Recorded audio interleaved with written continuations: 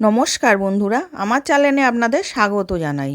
আজকে আমি আপনাদের বানিয়ে দেখাবো চিকেন কাবাব। তার জন্য আমি বেস্টের মাংস নিয়েছিলাম, নিয়ে ছোট ছোট করে টুকরো করে ধুয়ে রেখে দিয়েছি। এবার মিক্সির জারের মধ্যে দিয়ে আমি পেস্ট করে নেব। এবার মিক্সির জারের মধ্যে দিয়ে এবার পেস্ট করে নিয়েছি। এবার আমি একটা বাটিতে ঢেলে নিলাম। এবার আমি 4 চামচ বেসনকে ভেজে নেব। এবার ভালো করে যখন বেশ সুন্দর গন্ধ উঠবে তখন ভাজা হবে, তখন নামিয়ে নেব। এবার ভাজা হয়ে গেছে, আমি নামিয়ে নিয়েছি। নিয়ে মাংসটার মধ্যে ঢেলে দিলাম। এবার ওর মধ্যে কিছু মশলা দিয়ে দেব। রসুন পেস্ট দিলাম 1 চামচ, কাঁচা লঙ্কা পেস্ট দিলাম 1 চামচ, কাশ্মীরি লঙ্কা গুঁড়ো, হলুদ গুঁড়ো, জিরে গুঁড়ো, ধনে গুঁড়ো,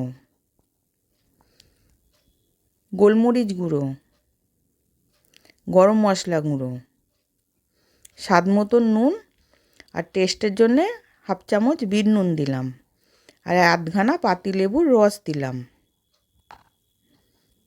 আর ধনে পাতা কুচনো দিলাম। আর পেঁয়াজটাকে আগে থেকে আমি কুচিয়ে নুন মাখিয়ে রেখে দিয়েছিলাম। দিয়ে জলটা যাতে চিপে বার করে ওই পেঁয়াজটা আমি দেব ওর মধ্যে। এবার ওই জল সমেত পেঁয়াজটা দিলে নরম হয়ে যাবে, মাংসটা মাখলে ছেড়ে ছেড়ে যেতে পারে।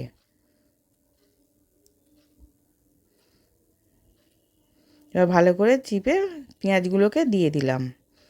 দিয়ে এবার ভালো করে মেখে নিচ্ছি।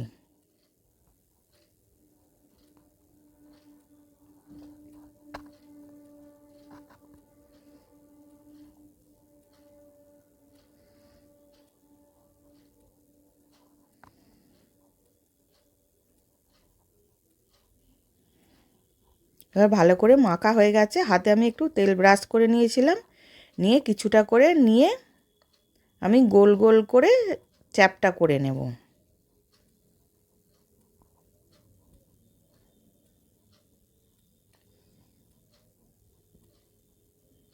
এবার একটা করে দেখালাম, আবার একটা ওরম করেই দেখাবো।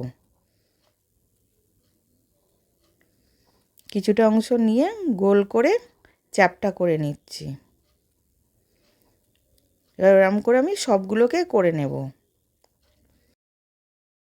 গ্যাসে কড়া বসিয়েছিলাম, বসিয়ে 1 চামচ সাদা তেল আর 1 চামচ ঘি দিয়েছি।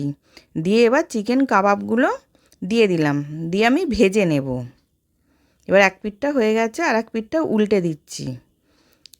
দিয়ে এবার কি করে বুঝবো ওটা সেদ্ধ হয়ে গেছে? এবার একটা আঙুলে করে চেপে দেখছি, আঙুলটা ঢুকে যাচ্ছে না, সেটা দেখে বুঝলাম হয়ে গেছে।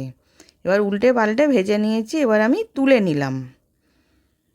এবার সার্ভ করার জন্য রেডি।